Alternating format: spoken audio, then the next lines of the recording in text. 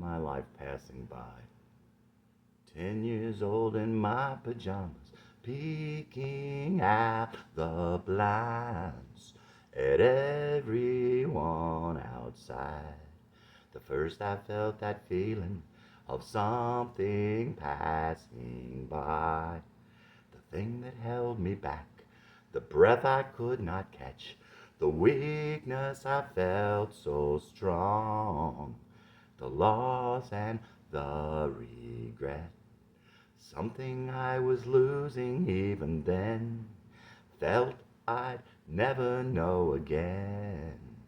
Something I once had, in the place I'd been before, something I must have lost along the way. Thought back on that feeling many times. Every time I did, I'd feel it all again. But I could never see what it was till now. How could I not know the feeling of my life passing by? There I was 19, drinking away my youth. A fog in my thinking every day. So much waste, I can still see her face, but I couldn't see it slip away. Time spent drunk, instead of living, instead of being me. Stayed away from those I should have seen. There's a time I lost, a life I could have had. I know I'll not get back. I was losing something, somewhere I should have been. I should have done but didn't do. Thought back on that feeling many times. Every time I did, I'd feel it all again. But I could never see what it was till now. How could I not know the feeling of my life passing by? Suddenly I'm 35, their childhood passing by. Things I could have shown my kids, time we could have spent, but I continued wasting time, theirs as well as mine. The future is dead, I'm stuck in the now, missed the time I was merely whelmed. While it still seemed there would still be time. There's a time I lost, a life I could have had, I will not get back. I'm still losing something, somewhere I should be, something I should be but don't know how. Think back on that feeling all the time. Every time I do, I feel it all again. But I could never see what it was till now. How could I not know the feeling of my life passing by? Channing Matthews. Channing could sentence himself to hell for this, but there were mitigating factors, extenuating circumstances. Furthermore, his children forgave him for anything he didn't do. Those last 3 years could have almost competed with his middle school years as the worst 3 years of his life. He did not fully fathom it at the time, but his life was hell. There were 3 reasons. First of all, they lived for part of the first of those 3 years in a neighborhood in Brentwood. Brentwood is a somewhat tony area where most of the houses are big, but there is something aggressive and not quite genteel about the place. Culture is expected, but the surface manners are thin and shrill. In the neighborhood they lived in, the people were truly, you could never think of the right word.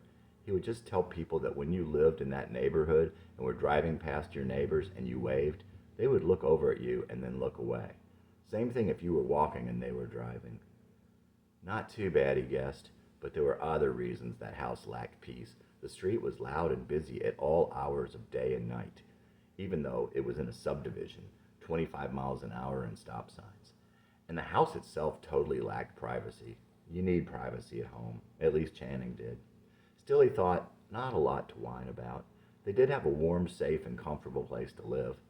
The second thing was the fact that his boss was a demon. She was sadistic and cruel and sought out to break people down. She would actually brag to Channing and presumably others when she treated people like shit. She was by far the worst boss he had ever seen and was mentally and verbally abusive. Okay, even adding together thing one and thing two, not so bad, he supposed. People deal with so much worse. Thing three is what was eating him up inside. They sent their kids to a Christian school. Channing's mother had taught at that school when it was located in an older building, one that was not so nice, modern, and fancy. He brought her something to school a couple of times when he was young. He was shocked at how nice the kids were to each other. When they were looking for a school for David, she confirmed what he thought about the school. It was such an incredible blessing that they could send their kids there. He did have a bit of a bad vibe when Channing saw the new layout of the new campus. It seemed as if they were focusing on being the best. With some people, there was an attitude that they are Christians, so they are the best. We should be the best at sports, they thought. They should have the most expensive campus, and they should win at everything. God is on our side, and we are doing this for God. We want people to see how strong God is. But where else would they send their kids? Besides, Channing knew it was a good place because of what he had seen years ago. That school was the most evil institution he had ever known. His kids were bullied and the teachers didn't care. Channing would end up believing that they didn't care anything about the kids. Neither did the administration. They cared about two things, being the best and turning out kids as similar to one another as possible. There were a couple of incidents that happened when his daughter was in 3rd grade. Ashley was one of the sweetest, gentlest girls you will ever know, not to mention, because Channing would know what you're thinking here. She was pretty, thin, and with it. She was a good student, all A's, rule follower, but she would never tell on another kid. A boy pushed her down the stairs when she was in line with her class. A boy and a girl took the string from her hoodie and tried to strangle her with it on the playground. What did the school do? Nothing. Were they concerned that there was evil in the hearts of their students there? No. Her teacher was loathsome. Didn't even know Ashley's name near the end of the school year. A real class act. Clearly just wanted an easy job. Didn't care about the kids. They sent David to that school for 7.5 years, and Channing hoped David would forgive him. David was such an unbelievably sweet and innocent boy. Channing didn't want him picked on. That's why he sent him there in the first place. They transferred David to a public school in the middle of his 7th grade year, and almost immediately, David became one of the most popular kids there. No one picked on him, and he wasn't afraid of anyone. Channing was not sure how it was for David's first 4 or 5 years. He and Ashley both later told him that their kindergarten teacher was mean. Why would a kindergarten teacher be one if they didn't like kids? How could that be? Why would a Christian school hire such a person for that job and keep her there? By 4th grade, David didn't seem real popular. Even earlier than that, there had been kids he would befriend who would later turn on him with more popular kids. And Channing could see that the teachers were far more concerned with grades and rules than with the children or any kind of real learning. Channing just didn't want to believe what was going on because he didn't know what to do. By 5th grade, David was being bullied by at least 1 or 2 kids. Intervention made it worse, of course. At the end of the year, they found out that some of the girls in David's class had been hazed mercilessly by the other girls. That was when Ashley was in 3rd grade. They pulled Ashley out at that time. They took their concerns to the school. The school did not seem reasonably concerned. The school was glad they pulled Ashley out. Their belief was the victim was the one that didn't fit in. No victim, no problem. Everyone should be alike. Christianity in America at that time. The school was probably right that Rachel and Channing's kids did not belong there, and it would be easier for the school and the other kids and the other parents and their kids if they were not there.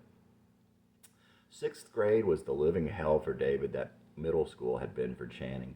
Channing came to realize that David's hell had started way earlier than his, and it was really bad. Additionally, the teachers were treating him like shit, and the administration was pressuring Rachel and Channing over his grades. If he left a paper in his locker and told the teacher, they would let him get the paper during or after class, and it was still a 0. All they cared about was their rules. They did not give a crap if the kid was learning. They didn't care if the kid was miserable. Channing told them that David clearly had attention deficit disorder. They told Channing to go to some clinic to get it diagnosed, and then maybe they could do something. Channing doubted they had any such intention. Why did they leave him there? Channing's answer was, because I'm an idiot. Furthermore, he thought he knew something. Channing knew nothing, and when you realize that, it can lead to paralysis. Channing thought that if David was getting this there, it would be worse in public school. Channing thought this because he had had such a bad time.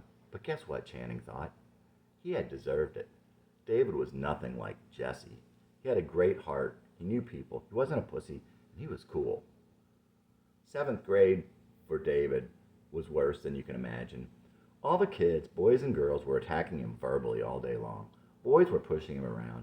A huge kid was slamming him into the locker. He was being threatened constantly. Adults in the real world, would be going to jail. What did the administration of the school do? Nothing.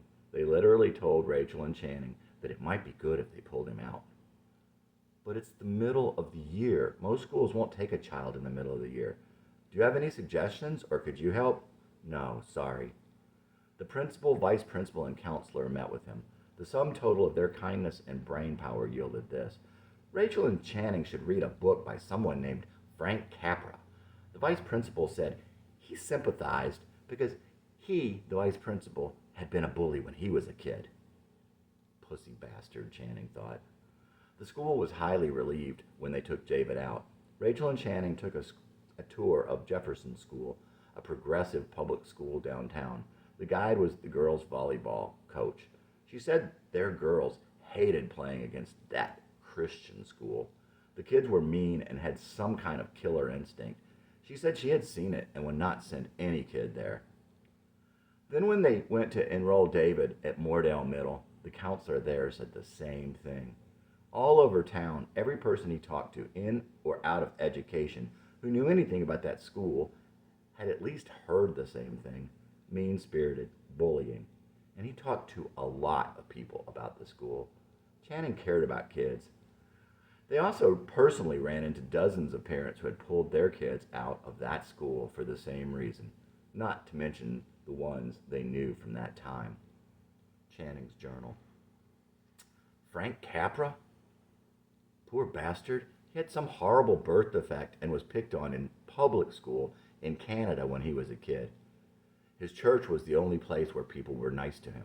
So his book basically says that Christian schools are the best because they hang the 10 Commandments.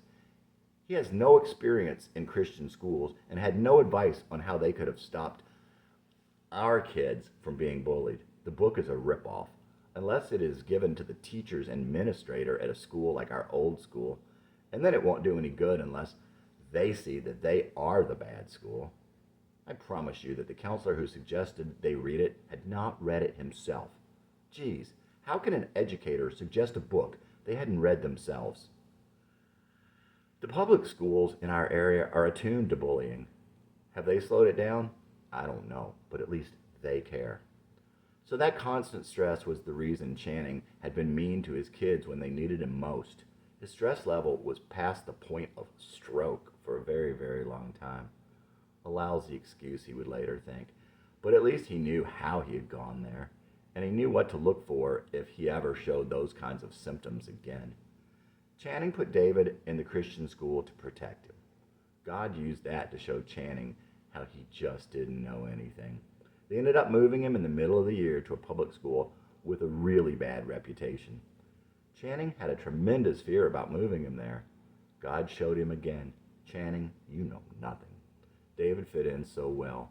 Then when he started high school, again David worried. David had a great time. That was the final proof. Picking on my kids. When I was in school, you picked on me and made me feel so bad. Now all your kids are picking on my kids, and I can't live with that. I used to think it was my fault, all that hell back then. But now all your kids are picking on my angels, and I know that's a sin. It isn't your fault I made you this way. God has a plan for you, and different is okay. I used to think I deserved what I got, but it lasted so long. Now all your brats are picking on my kids, and I know something's wrong. When I was in school, you picked on me and made me feel so bad. Now all your kids are picking on mine, and I can't live with that. It wasn't your fault, says the Lord your God. It wasn't your fault. I made you like that.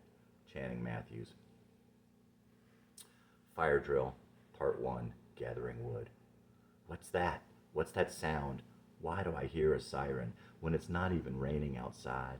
There is no fire in my house, and no one is stirring at all. It comes to me to know that it is not a test. Is this the moment you have been waiting? Have I been waiting all my life? Take what you can, all you can carry. I scurry around, gathering, grabbing, picking up pieces of pain. Rejection, my old friend, you bastard, where you been? Yell fire, I know the drill. Yell fire, get wood. Your brain is your home, but temporary.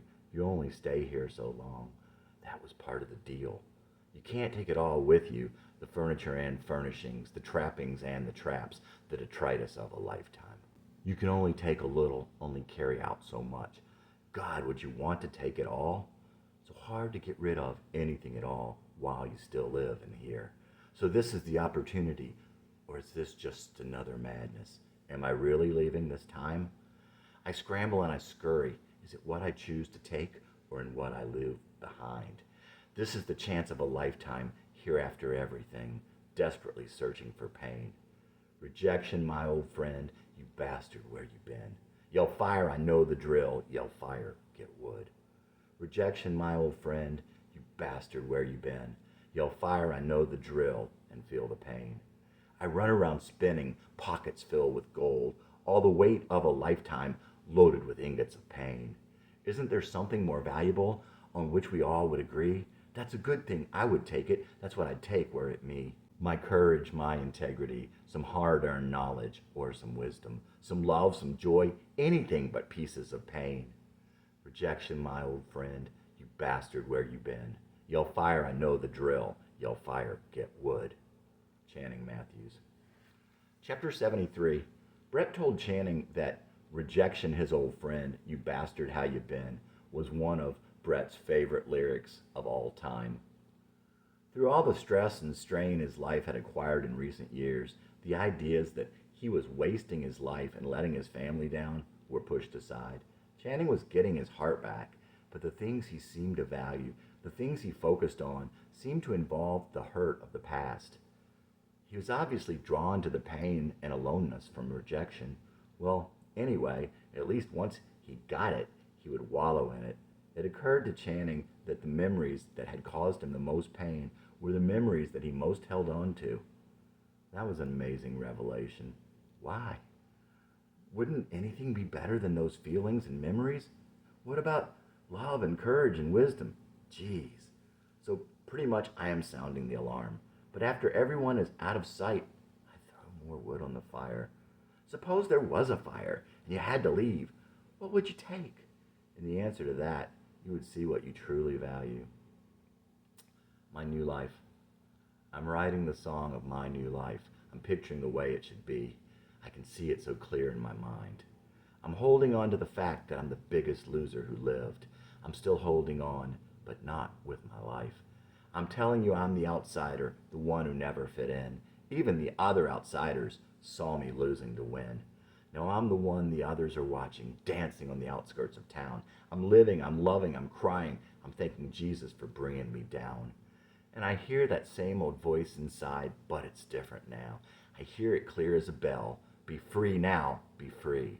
I could never picture myself comfortable in my own skin. I could talk it but never see me outside the rut I lived in. But now I see it like I see the way I've always been. My kids are not bound by the things of my past. I'm not sinning that warm fuzzy sin. I'm loving my wife out loud. I'm laughing the kids around the yard. I'm the person that I should be. I'm living out loud and I'm free. We're talking and we're sharing. My kids can see in my blind spot. I'm kissing my wife before I leave home. We're living out loud and we're free. And I hear that same old voice inside, but it's different now. I hear it clear as a bell. Live out loud and be free.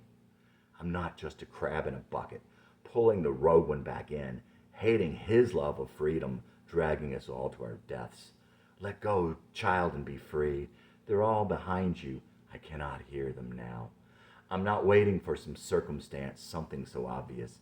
I'm doing it now, and I can feel heaven more. The beggar threw away his cloak before he received his sight.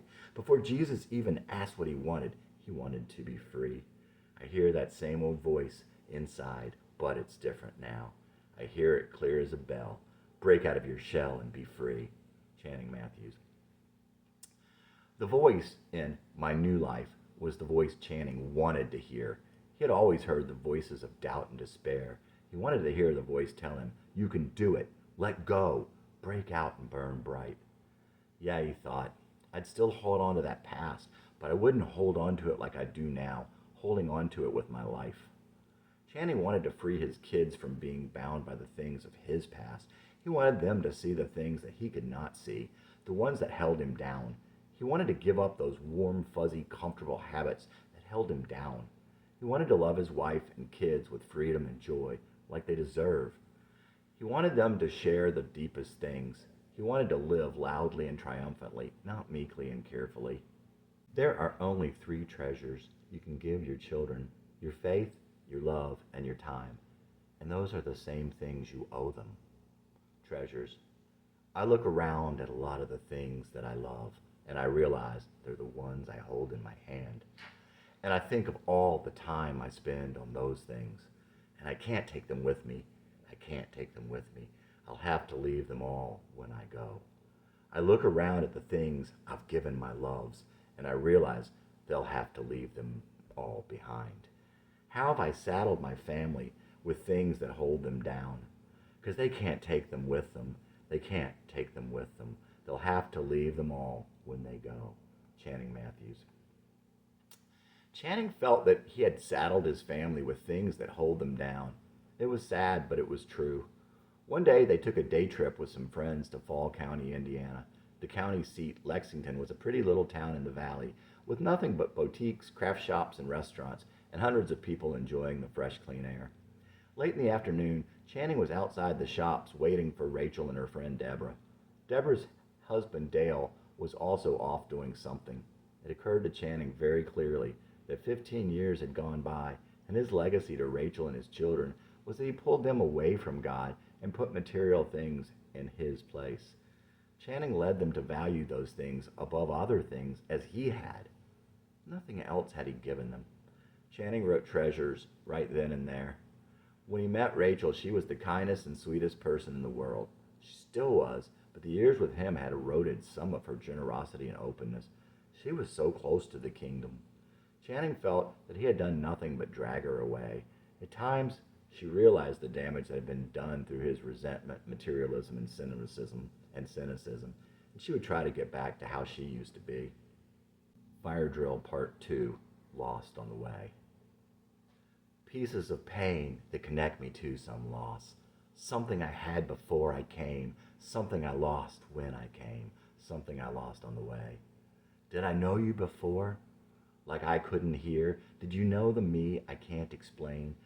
Was that what I left? Was that the source of my pain? Could I take it this time, what I last left behind? Could I take it with me? Could I take it if I gathered all the pain? Rejection, my old friend, you bastard, where you been? Yell fire, I know the drill, yell fire, get wood. This was only a drill, only a test. Were you ready? Did you die? Be ready now, he comes like a thief in the night. Rejection, my old friend, you bastard, where you been? Yell fire, I know the drill, yell fire, get wood. Channing Matthews. What if such a fire drill had happened in our past, when we were in that home we longed for, the one we could almost glimpse out of the corner of our eye, the one for which we feel that huge, inexplicable sense of loss over?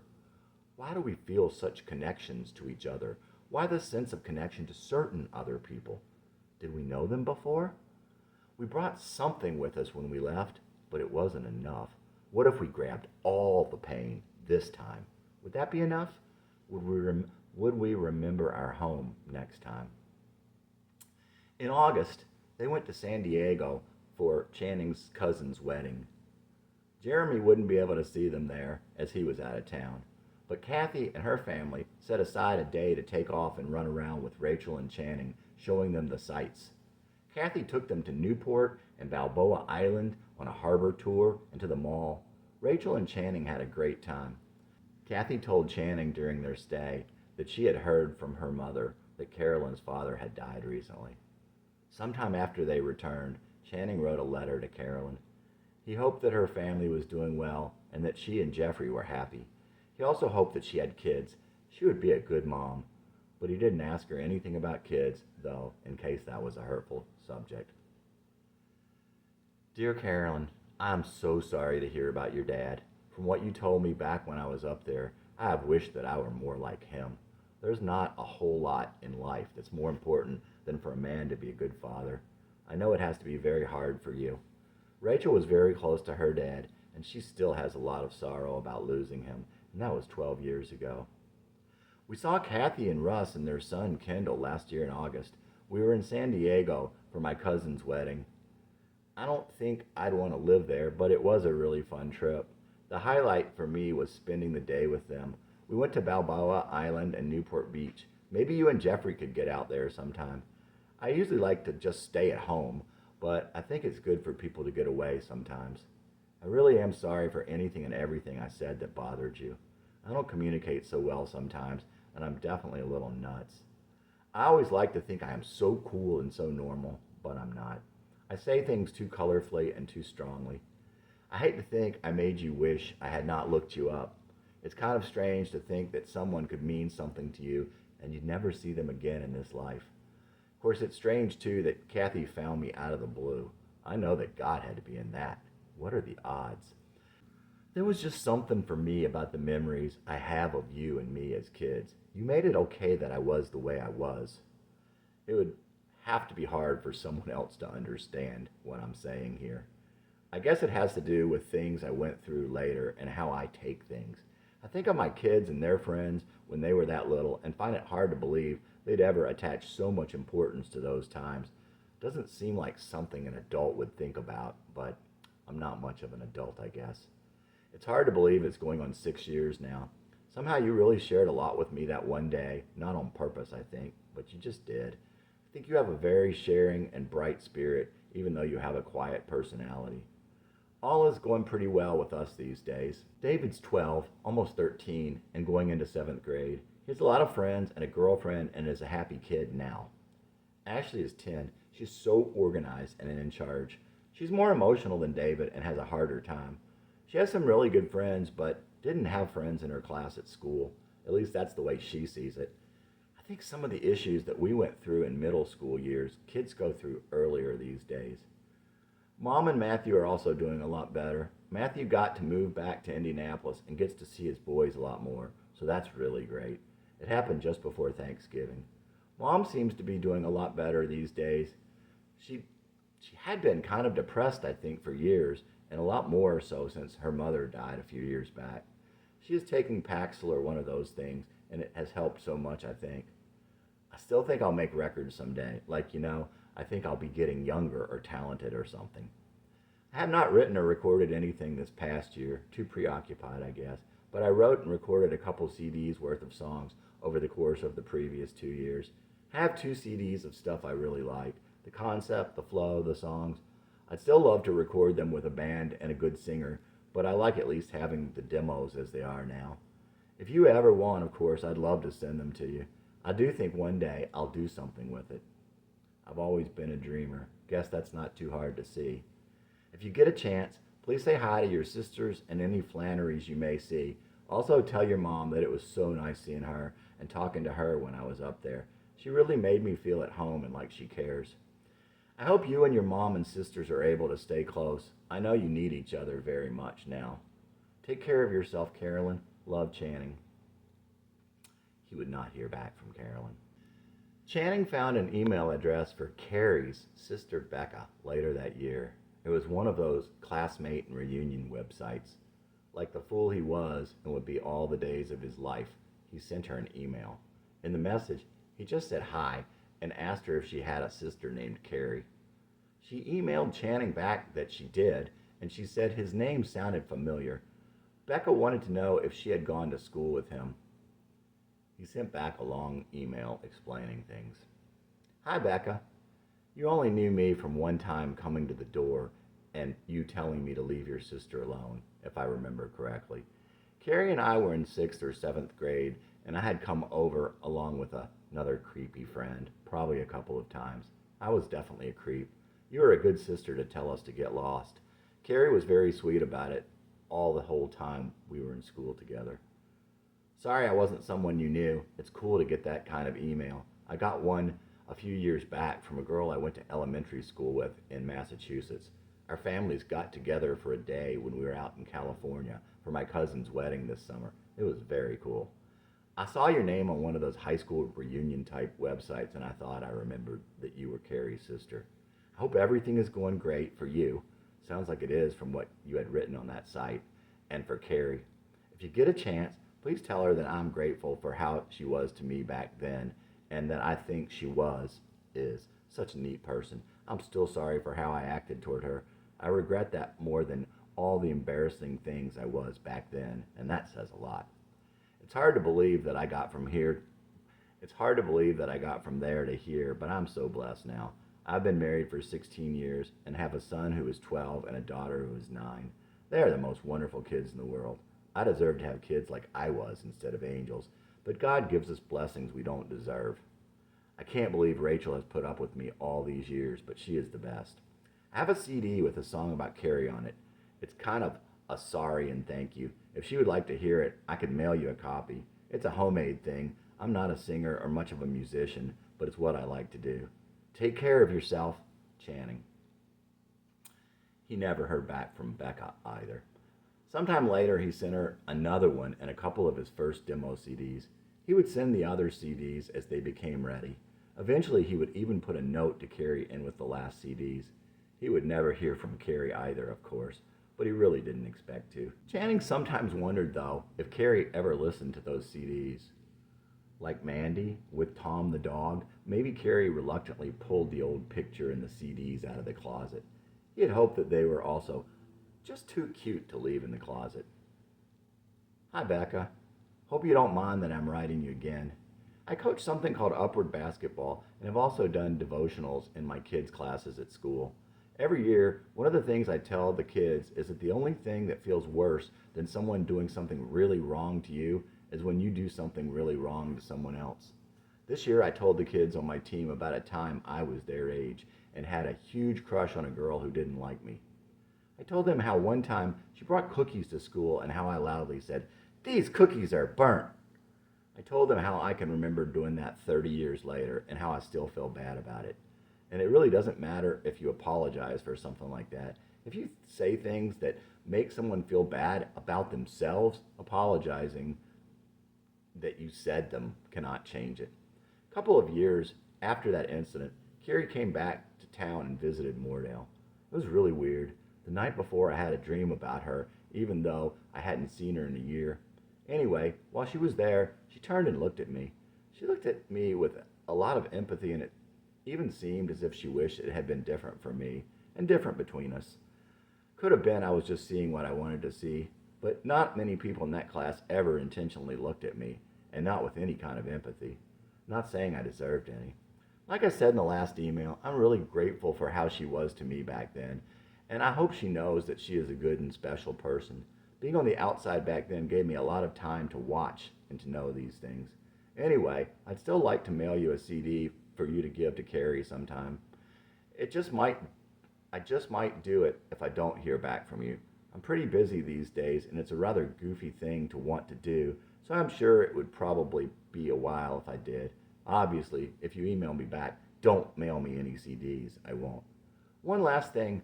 I talked to Tracy a couple of years back. I saw her email address out on the web somewhere. She was one of the very few of those AP kids who were ever nice to me, so I told her I was grateful to her also. I told her, too, that I was sorry about how I acted toward Carrie. I told her that one time Carrie had signed my yearbook. "You are a creep." Tracy told me she was sorry that Carrie ruined my yearbook.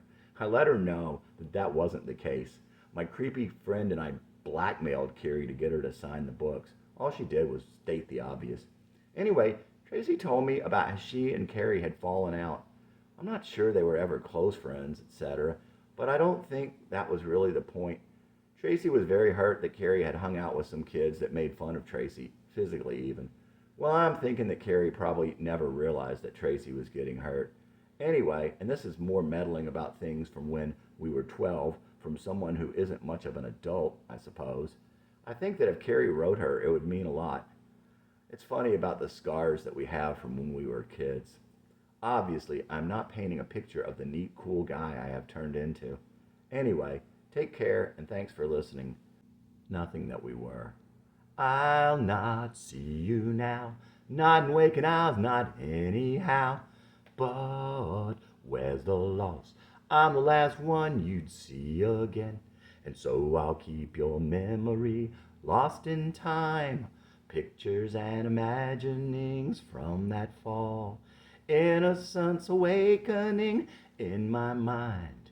Everything I thought you were and not at all. So now you're dead to me, but I can't be that mean. That line I never crossed, though it's one I've sometimes seen. And so I'll keep your memory lost in time. Pictures and imaginings from that spring. Innocence awakening in my mind. Everything I thought you were, not anything. I'll not see you. I'll not see you. Everything I thought you were, not at all. Everything I thought that was, not at all.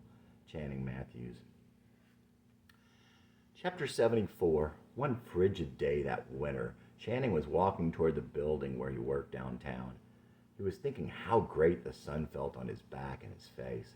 It was making him high and making him think of Rachel's love and God's love. He thought about how he was certainly moving backward toward childhood, and how he wasn't just one person. Certainly inside of him, along the person he had always wanted to be, was this stranger who always came along, raping all that was good. Channing thought of how desire ruled his life and how it consumes us. Consumed. So much my life has been in stress. I agreed, but under duress. Now you see me, tell me I am regressing. Do you not know me yet? Why do you find it depressing? There are two people inside my mind. I thought there only was one. One is deceitful, the other one kind. I never understood. Who is the stranger that comes along, ravaging my goodness and grace? I thought he went by will, but his name is Desire. I see it all over his face. Desire, a fire we consume, and by which we are consumed. Some days my soul sees not the sunshine through the endless gray, but your eyes burn through, and your smile that warms me like the sun on my back and my face. On a bitter day, and a nameless joy always follows. There are two people inside my head. I thought there only was one. One is deceitful, the other one kind. I never understood. Who is this stranger that comes alone, ravaging goodness and grace? I thought he went by will, but his name is Desire. I see it all over his face. Desire, a fire we consume, and by which we are consumed. Channing Matthews. Another cold day in February, he was making the same walk towards his office. Again, he could feel the sun on his back and his face. As he so often would do, he thought of his dreams of making music and leaving the life he had behind. He was thinking also of getting a Mountain Dew out of the vending machine when he got there. Damn things. $1.10. Couldn't they just take up a collection to cover the dimes and charge $1 even? He hated carrying change. I'd need to find a dime on the way if I were to get one before going up to my floor. Channing scanned the ground in front of him. All of a sudden he thought, God, if I'm to be a rock and roll star, please let me find a dime. That's a small thing for the Lord of all creation, the creator of all good things. And he certainly believed that God talks to us like that. He certainly believed that God had talked to him in that way before, and he knew he would do so again. when Channing was listening anyway. After a block or so, he thought, wow, if the answer were to be no, how will I know? I left it totally open-ended. Lord, if I am not to be in music, if no one is to hear my songs, show me a quarter. That felt better, except, of course, for the worry that any moment he could find a quarter. He did not find a dime on his way in and was a little disappointed. God had never told him that he was going to be a rock and roll star, but hope springs eternal. He'd find change all the time. Channing wouldn't pick up the pennies because they're worthless. Well, maybe a face-up penny because face down is supposed to be bad luck, so face-up must be good luck, right? But he would pick up dimes and quarters. He did not find a dime or a quarter on the way in. In fact, he did not find a dime or a quarter for 6 weeks, or even a nickel. Statistically impossible. Channing was getting a little frustrated. Certainly, though, God was talking to him. It meant something that he had found no change at all. God definitely had his attention. God seemed to be answering him, but as he often did, not on command, not as we expect him to answer us. One day, Channing arrived early for a meeting in the corporate tower. He walked over to the room alone, but caught up with his friend Mike. He walked in first, and they sat down in the empty room at the large table. Sometime later, some others came in. After the meeting started, someone across from Channing looked down on the ground. He picked something up and placed it on the table. A dime. Okay. 2 or 3 minutes later, someone had walked over to that end of the room to write on the whiteboard. They hesitated, looked down, and bent over to pick something up. They placed it on the table next to the dime. A second dime. Wow. Channing looked under the table then, but saw nothing. The meeting went on, droned on as those things do in corporate America. After the meeting was over, everyone walked out. The 2 dimes were still on the table. They weren't his dimes. He didn't find them. He left them there. A couple of days later, Channing was at a Subway with his good friend and lunch partner, Garrett. Garrett waited at a table while Channing went through the line to get a sandwich. At the end of the line, Channing paid and headed toward the drink machine. There it was, on the floor between the legs of the lady who was in line, behind him, at her feet. Yep, he saw it, a quarter. Channing got his drink, looked back, and saw it was still there. No one was standing over it now. He thought, it's mine. Otherwise, someone else would have seen it and picked it up. Anyway, he knew it was there for him as soon as he first saw it. He walked back to the counter and picked it up and pocketed the evil quarter. When he got back to work, he emailed Brett and told him the whole story. Obviously, I got my answer. I was not supposed to do this. Brett emailed him back and said, I'm not so sure I believe that. What? You mean that you don't believe God talks to us like that? What about Gideon? Remember, he asked God for a sign. God, if you want me to take on the Midianites, make dew on the floor overnight. But don't let there be any dew on this scrap of burlap. Sure enough, in the morning, it was so. So Gideon asked God for another sign the next night. God, I need to make sure I'm hearing you correctly. Tonight, make dew on the burlap, but none on the rest of the floor. And sure enough, in the morning, it was so. He had his answer. Brett definitely understood what he was saying. No, I'm not saying that God doesn't talk to people like that, or that he wouldn't talk to you. I'm saying that I'm not sure it was a fair question you asked. What about Gideon's question? I'm not sure that was fair either. I'll have to think on it.